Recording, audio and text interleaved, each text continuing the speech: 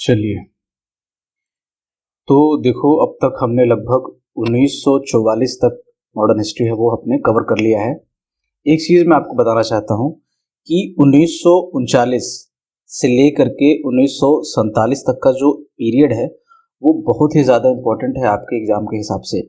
आप किसी भी एग्ज़ाम में देख लो, चाहे बीपीएससी देख लो, चाहे यूपीएससी देख लो, सीडीएस हो गया, जिसमें भी ये हिस्ट्री के सेक्शन पूछे जा रहे हैं, उसमें आप ये देखोगे एक पैटर्न होगा कि ये इस 7 से 8 सालों से लगभग हर बार प्रश्न पत्र में 2 से 3 सवाल जो है वो हमेशा आपको मौजूद मिलेंगे। तो ईच एंड एवरी टॉपिक, ये जो 7 से 8 सालों के बीच में जो भी घटनाएं हुई है उस पे आपका कमांड होना बहुत जरूरी है।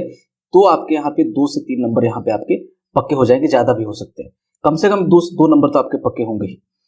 इस पीरियड का हमने देखो 4 टॉपिक ऑलरेडी कवर कर लिया है। एक तो आपका अगस्त ऑफर, उसके बाद आपका था जो व्यक्तिगत सत्याग्रह हुआ, इंडिविजुअल सत्याग्रह, क्रिप्स मिशन और भारत छोड़ो आंदोलन, यहाँ तक हमने कवर कर लिया है। आज के बाद हम लोग आगे जो है यहाँ पे आज बेबिल प्लान जो 1945 में हुआ, वो लाल किला मुकदमा, ये जो लाल किला मुकदमा है वो आजाद हिंद फौज जो है उससे रिलेटेड है। तो इसको समझने के लिए हम लोग आज आजाद हिंद फौज के बारे में भी डिस्कस करेंगे, क्योंकि उसके बाद थोड़ा सा स्मूथली आपको समझ में आएगा। उसके बाद है नौसेना विद्रोह, रॉयल इंडियन म्यूटिनी बोलते हैं, रिन म्यूटिनी इसको शॉर्ट में बोलते हैं, जो 1946 में हुआ। तो ये तीनों टॉपिक जो है आज हम लोग डिस्कस करेंगे, बहुत इंपॉर्टेंट है, आराम से इसको समझेंगे। तो सबसे पहले देखते हैं हम लोग बेबिल योजना या बेबिल प्लान को। 1945 में ये आता है।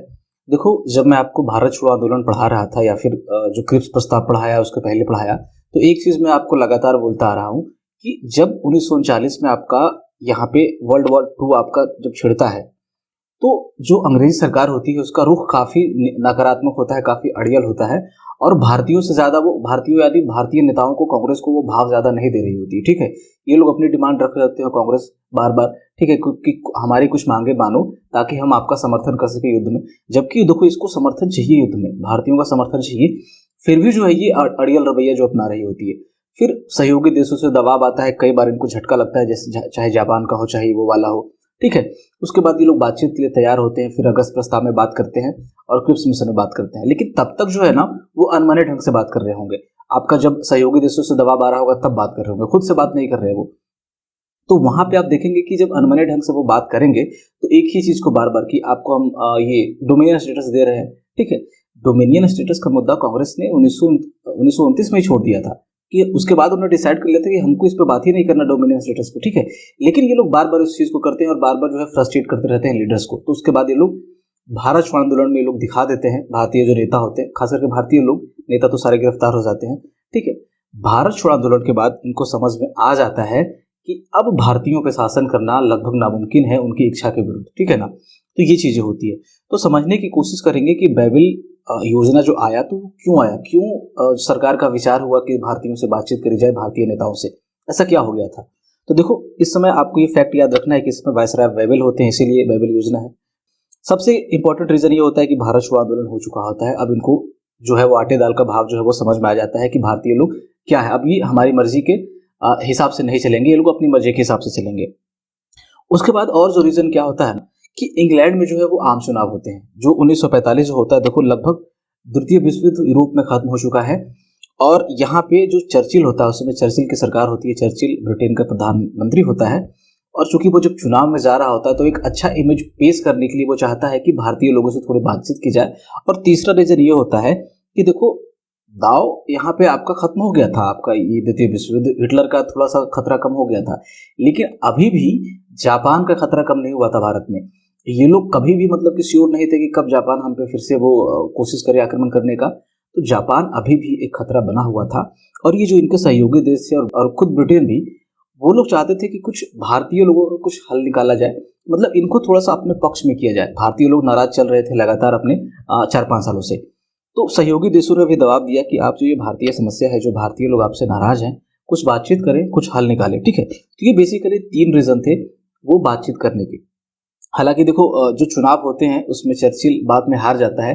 कहा जाता है कि जीता हुआ नेता कभी हारता नहीं है, मतलब जिसने युद्ध जिताया हो देश को वो नेता कभी नहीं हारता। लेकिन यहाँ पे उल्टा हो जाता है, वो हार जाता है, इटली की सरकार आती है। वो लोग हम लोग कैबिनेट मिशन में डिस्कस करेंगे जब इसके बाद वाला हम लोग वीडियो देखेंगे तो, ठीक है।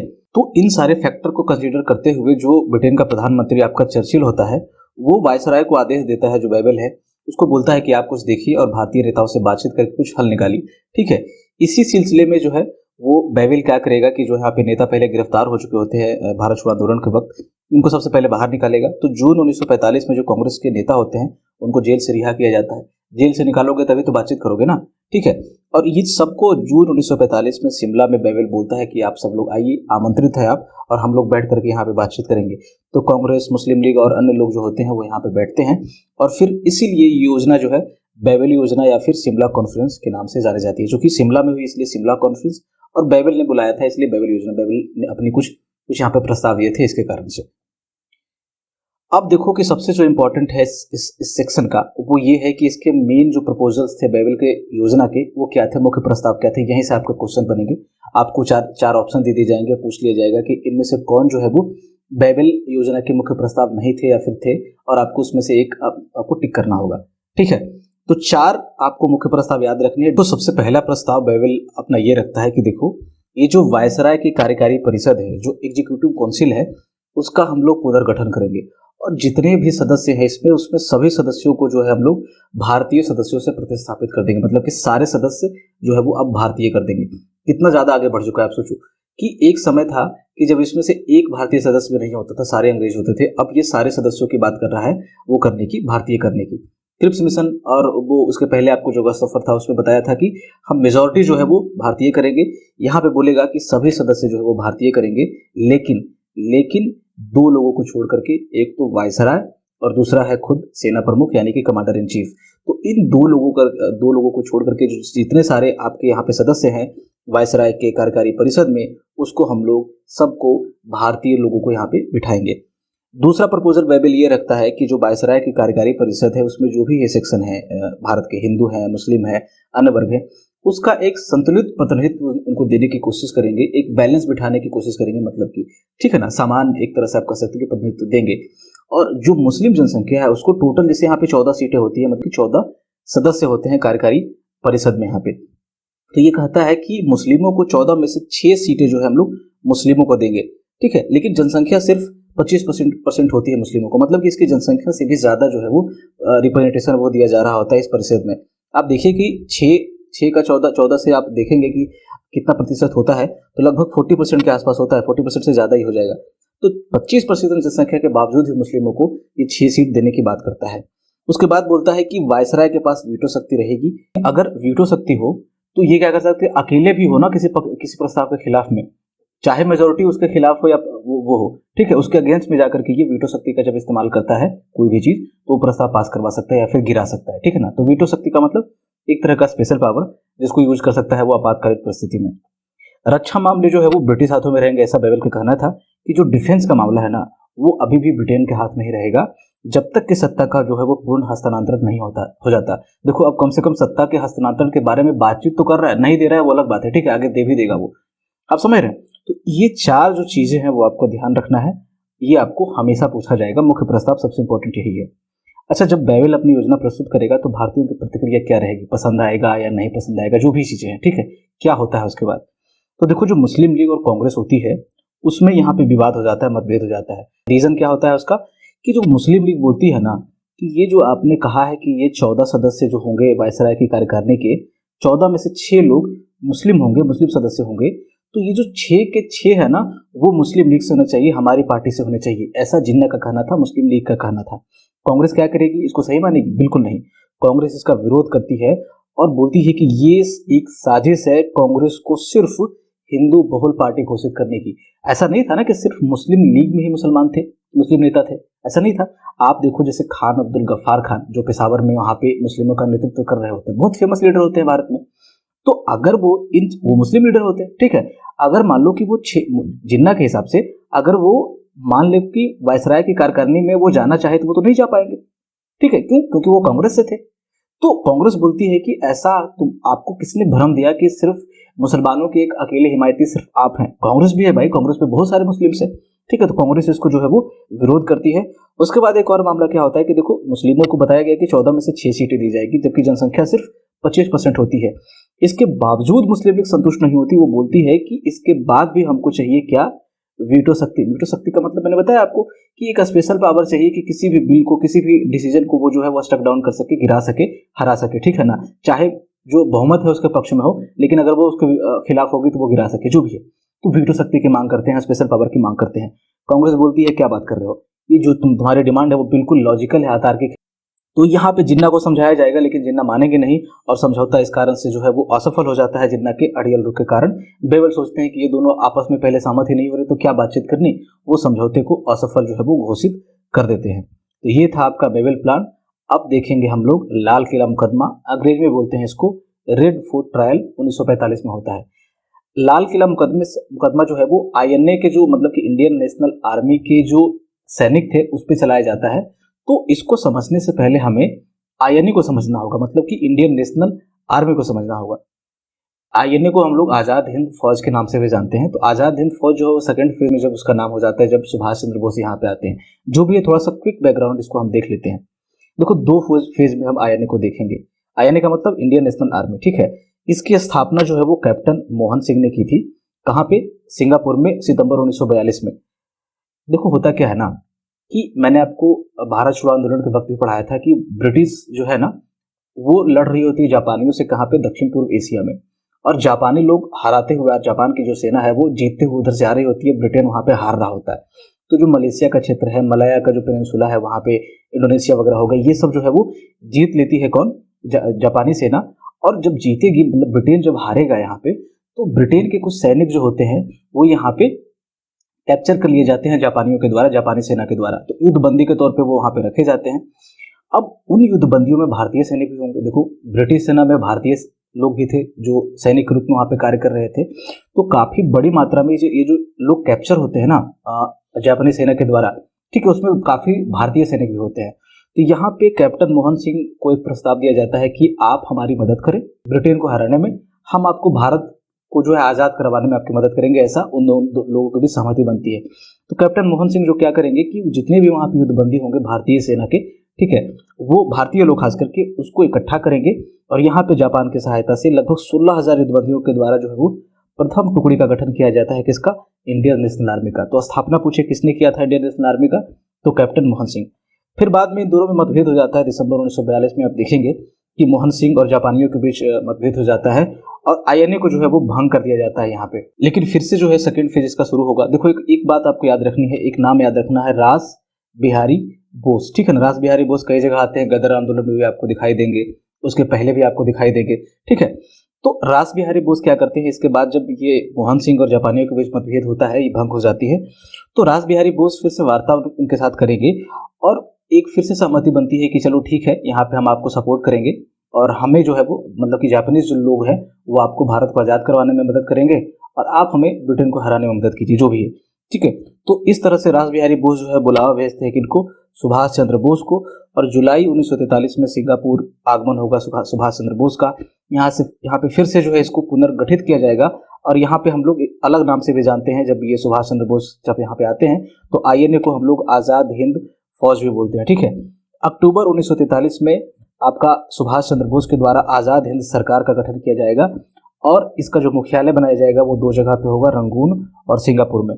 रानी झांसी रेजिमेंट आपको याद रखना है, बहुत ज्यादा डिटेल में नहीं जाएंगे, जो इंपॉर्टेंट है बस वही देख लेंगे। रानी झांसी रेजिमेंट पूछा जाता है, महिलाओं की टुकड़ी थी यहाँ पे आजाद हिंद फौज में, सिर्फ महिलाएं थे इसमें। उसके बाद देखो ये लोग साथ में जो है काम करते हैं और जब ये वॉर में भाग लेंगे तो 1944 में इंफाल अभियान होगा। आपका ये लोग जो आईएनए है और जो आपका जापानीज सेना है वो साथ में लड़ेगी वहां पे। और 4 अप्रैल 1944 को बैटल ऑफ कोहिमा यानी कि कोहिमा का युद्ध होता है और यहाँ पे ये लोग हार जाते हैं। बैटल ऑफ कोहिमा के बारे में कहा जाता है कि बहुत खतरनाक युद्धों में से ये एक था विश्व के अब तक का, और द्वितीय विश्व युद्ध में सबसे लड़ा गया सबसे ज्यादा खतरनाक युद्ध ये था। लगभग 3-4 हजार लोग अंग्रेजों की तरफ से मारे जाते हैं और 5 से 7 हजार लोग जापानियों की तरफ से आप मारे जाते हैं, समझ लो लगभग 10,000 से ज्यादा लोग मारे गए थे। तो कोहिमा का युद्ध जब होता है तो जापानी यहाँ पे हार जाते हैं। इसके बाद वो लगातार हारना मतलब शुरू कर देते हैं। तो इसमें क्या होगा कि यहाँ फिर से जो है वो कुछ अब अंग्रेज जो सैनिक होंगे वो पकड़ लेंगे किधर, क्योंकि अब जापान हारा था तो कुछ युद्धबंदी उसके ले लेंगे, ठीक है ना, मतलब कि कैप्चर कर लिए जाएंगे कुछ सैनिक। और इन सैनिकों में कुछ आईएनए के भी सैनिक होते हैं जिस पे मुकदमा चलाया जाएगा, जिसको हम लोग आगे चल करके लाल किला मुकदमा के नाम से हम लोग जानेंगे। ठीक है, तो कोहिमा का युद्ध आपको याद रखना है, पूछा जाता है 4 अप्रैल 1944 को किसके बीच हुआ था? ब्रिटिश सेना और जापान की सेना के बीच में। अब लाल किला मुकदमा हम लोग देखते हैं 1945 में ये होता है। देखो मैंने आपको बताया कि आईएनए के कुछ लोग कैप्चर किए जाएंगे जब ये युद्ध होगा, तो सोचो कि ये अपनी ही सेना के द्वारा एक तरह से कैप्चर किए गए। आईएनए में जो लोग थे पहले वो ब्रिटिश सेना में थे, अब वो अपनी सेना उन्होंने बना ली, आईएनए बना लिया, फिर लड़ाई किया उन्होंने, उसके बाद वो आ गए वापस से कैप्चर होकर के ब्रिटिश सेना के पास। ठीक है, तो जब ये वापस आएंगे, मतलब वापस नहीं आना होगा उनका, मतलब कैप्चर जब होंगे, तो ब्रिटेन की सरकार, ब्रिटिश जो सरकार होगी भारत की, वो देशद्रोह का मुकदमा चलाएगी कि अपने ही सेना के साथ इन्होंने विश्वासघात किया और दुश्मन की सेना के साथ हाथ मिलाया। देखो वो विश्वासघाती होंगे अंग्रेजों के लिए, लेकिन भारतीयों के लिए वो एक तरह से देशभक्त थे, उन्होंने भारत की आज़ादी के लिए ऐसा किया था। समझ रहे हो आप? तो ब्रिटिश सरकार क्या करेगी कि इनका बड़े पैमाने पर कोर्ट मार्शल करेगी, बहुत ब्रिटिश सरकार जो है, और देशद्रोह का इस पर मुकदमा चलाएगी। और इसी क्रम में जो है वो नवंबर 1945 में 3 सैनिक होते हैं आईएनए के, एक होते हैं कर्नल प्रेम कुमार सहगल, गुरबख्श सिंह ढिल्लो का नाम थोड़ा सा वो सिंह का गलत हो गया है, गुरबख्श सिंह ढिल्लो और मेजर शहनवाज खान, ये 3 लोग होते हैं। देखो तीनों अलग अलग रिलीजन से होते हैं। आपके प्रेम कुमार सहगल हिंदू होते हैं, ये गुरबख्श सिंह होते हैं आपके सिख, और शहनवाज खान मुस्लिम होते हैं। ठीक है, तो जब, और सरकार देखो क्या करेगी, बेशर्मी क्या करती है सरकार कि बोलती है कि हम पब्लिक के सामने जो है इनका जो है वो इन पे मुकदमा चलाएंगे। कहाँ? लाल किला दिल्ली में। चूंकि लाल किला दिल्ली में चलाया जाता है इसीलिए इसको लाल किला मुकदमा के नाम से जानते हैं। ठीक है, सार्वजनिक रूप से मुकदमा चलाने की बात होती है, देश भर में जो है इनके समर्थन में सहानुभूति की लहर दौड़ जाएगी और पूरे देश में विरोध होना शुरू हो जाएगा इनके मुकदमे के खिलाफ। यहाँ पे जितनी भी पार्टियां उस समय होती है, कांग्रेस हो जाए, चाहे मुस्लिम league, communist party, Hindu Mahasabha, सब जो है वो इन आईएनए के जो सैनिक होते हैं जिनके खिलाफ मुकदमा चलाया जा रहा होता है, उनको समर्थन देने की जो है वो घोषणा करती है कि हम लोग समर्थन देंगे। बड़े पैमाने पर सभी पार्टियों के द्वारा पूरे देश में चंदा इकट्ठा किया जाता है इनको समर्थन प्रदान करने के लिए। यहाँ आप देखेंगे कि इन सैनिकों की पैरवी के लिए, इसके मुकदमे की पैरवी के लिए कांग्रेस के बड़े नेता सब, जवाहरलाल नेहरू, भूलाबाई देसाई, तेज बहादुर सप्रू, आसफ अली, कैलाश नाथ काटजू जैसे ये सब वकील होते हैं और ये इनके पैरवी के लिए जाते हैं और सैनिकों के पक्ष में जो है वहां पे वो अपना दलील रखते हैं। ठीक है, तो ये था आपका लाल किला मुकदमा जो आईएनए के सैनिकों पे जो है वो चलाया गया था। बहुत इंपॉर्टेंट है, इसको याद रखिएगा, डेट याद रखिएगा, और थोड़ा बहुत भी पिक्चर में आपके दिमाग में होगा ना कि क्या था, तो आप वहां पे क्वेश्चन टिक करके ले जाएंगे। बहुत टफ क्वेश्चन इससे नहीं आएगा। वो 3 नाम बस याद रख लीजिएगा, प्रेम कुमार सहगल, गुरबख्श सिंह ढिल्लो, शहनवाज खान। उसके बाद देखो हम लोग देखते हैं रॉयल इंडियन म्यूटिनी। इसी का एक एक्सटेंशन आप मान लीजिए कि इस सेना के द्वारा ही एक विद्रोह कर दिया जाएगा मुंबई में, उसको हम लोग यहाँ पे कवर करेंगे। 1946 में ये होता है। होता क्या है देखो, इसमें 18 फरवरी 1946 को बॉम्बे में एक जहाज होता है नौसेना का, जिसको हम लोग बोलते हैं हिमिस तलवार नाम का एक जहाज होता है। यहाँ पे ब्रिटिश जो भारतीय नौसेना होती है, रॉयल इंडियन नेवी, उसके लगभग 1100 सैनिक जो वहां पे होते हैं वो विद्रोह कर देते हैं और स्ट्राइक पे चले जाते हैं। होता क्या है कि यहाँ पे ये लोग कुछ जो चीज है उससे लगातार जो है फ्रस्ट्रेटेड होते सालों से। देखो 1857 का आंदोलन में आपको मैंने बताया था कि यहाँ पे कई सारी चीजें जो है वो सिपाहियों के साथ, भारतीय सिपाहियों यानी सैनिकों के साथ सेना में होती रहती थी। ठीक है ना, चाहे वो भेदभाव हो, चाहे कुछ और का मुद्दा हो, बट ये लोग चूंकि अपनी नौकरी कर रहे थे तो वो लोग सहते आते हैं, बट जैसे ही इनको मौका मिलेगा वो विद्रोह कर देंगे। ठीक है, तो यहाँ पे कोई सैनिक क्या करता है कि जो जहाज होता है वहां पे भारत छोड़ो का जो है वो, अंग्रेजों भारत छोड़ो इस तरह का जो है वो नारा जो है वहां पे लिख देता है और उसके बाद जो है मामला तूल पकड़ता है और यहाँ पे जो है वो सैनिक जो है वो विद्रोह पे उतर आते हैं। रीजन का क्या था और रीजन क्या थे इसके? तो एक तो देखो था जातीय भेदभाव। बहुत पहले से यहाँ पे रेशियल डिस्क्रिमिनेशन होता आ रहा था, काले गोरे का जो भेद था और भारतीय सैनिकों के साथ थोड़ा बिहेव जो है अच्छा नहीं किया जाता था। इनके जो सीनियर अफसर थे वो भारतीय मतलब कि सैनिकों के साथ बुरा व्यवहार करते थे। जो वेतन होता था वो सामान्य, जैसे जो ब्रिटिश सैनिक है और जो भारतीय सैनिक है अगर सेम रैंक पे है तो वेतन भी आप समान दो, बट ऐसा नहीं होता था। बहुत कम वेतन भारतीय सैनिकों को दिया जाता था जबकि ब्रिटिश सैनिकों को ज्यादा वेतन दिया जाता था। तो ये सारी चीजें उनके दिमाग में थी, गुस्से मतलब कि उनके अंदर गुस्सा पल रहा था वो चीज। फिर भोजन इनको घटिया दिया जाता था और जो आईएनए का मुकदमा हुआ उससे भी इनकी सहानुभूति थी, उससे भी ये लोग प्रभावित थे और उसके बाद यहाँ पे जो है वो यहाँ पे विद्रोह करते हैं। इसी को हम लोग नौसेना विद्रोह या फिर रॉयल इंडियन नेवी म्यूटिनी जो है इसको बोलते हैं। शॉर्ट में इसको रिन बोल देते हैं, रॉयल इंडियन नेवी म्यूटिनी, तो शॉर्ट में रिन बोल देंगे तो हो जाएगा वो। लोगों के द्वारा यहाँ पे बहुत भारी मात्रा में समर्थन मिलता है इस विद्रोह को। तो देखो, लोगों के द्वारा तो समर्थन मिलेगा ही मिलेगा, सबसे बड़ी चीज क्या होगी कि इसके समर्थन में जो विभिन्न स्थानों पे जो सैनिक होते हैं, नौसेना में जो सैनिक होंगे और बाकी जो जगह पे सैनिक होंगे, वो जो है विद्रोह की शुरुआत कर देंगे और एक तरह से एक चेन इफेक्ट शुरू हो जाएगा, एक विद्रोह के बाद दूसरा, दूसरे के बाद तीसरा, और सरकार बिल्कुल हिल जाती है कि हो क्या रहा है। देखो, पहले लोग विद्रोह करते थे, अब यहाँ पे पहली बार जो है वो सैनिकों ने अंदर से विद्रोह किया था। आप समझ रहे हो कि अगर सरकार या फिर किसी देश की सेना ही विद्रोह कर दे तो वो क्या कर पाएगी, ठीक है ना। तो यहाँ पे अंग्रेजों को समझ में आ जाता है कि अब हमारा आखिरी वक्त आ चुका है कि तब देखो, अब तक सैनिकों ने विद्रोह नहीं किया था। सेना का मतलब ही होता है कि जो आपको सीनियर ऑफिसर के द्वारा आदेश मिलेगा, आपको आदेश को सिर आंखों पर लेना है और पालन करना है। आप वहां पे अपने अधिकारों की मांग नहीं कर सकते, आप कोई प्रश्न नहीं पूछ सकते, ये सेना का रूल होता है, ठीक है। और यहाँ पे सेना जो है वो विद्रोह पे उतारू हो गई। तो अंग्रेजों को लगता है कि अब हमारा आखिरी वक्त आ गया है, और इसीलिए कहा जाता है कि ये जो नौसेना विद्रोह है वो भारत में ब्रिटिश शासन के ताबूत की अंतिम कील जो है वो साबित होता है। ये आपको मतलब कि खत्म कर देगा ब्रिटिश रूल को पूरी तरह से इंडिया में। इसके बाद जो है आप देखेंगे कि कैबिनेट मिशन जब आएगा, उसके बाद माउंटबेटन प्लान आएगा, तो यहाँ पे सिर्फ और सिर्फ पावर के हस्तांतरण यानी कि सत्ता के हस्तांतरण की बात की जाएगी। उसके बाद ये डोमिनियन स्टेटस, ये फालतू का बहाना कि हम आपको संविधान सभा बना देंगे, ये बात कर देंगे, वो कर देंगे, ऐसा नहीं होगा। सीधे फिर वो मुद्दे पे बात करेंगे, इनका पूरा मन बना लेंगे कि भारत को हमें छोड़ना है, और इस तरह से ये नौसेना विद्रोह जो है वो समाप्त होता है। तो ये था आज का तीनों टॉपिक। आई होप आपको अच्छा लगा होगा। इस वीडियो को देखने के लिए आपका बहुत बहुत शुक्रिया, धन्यवाद।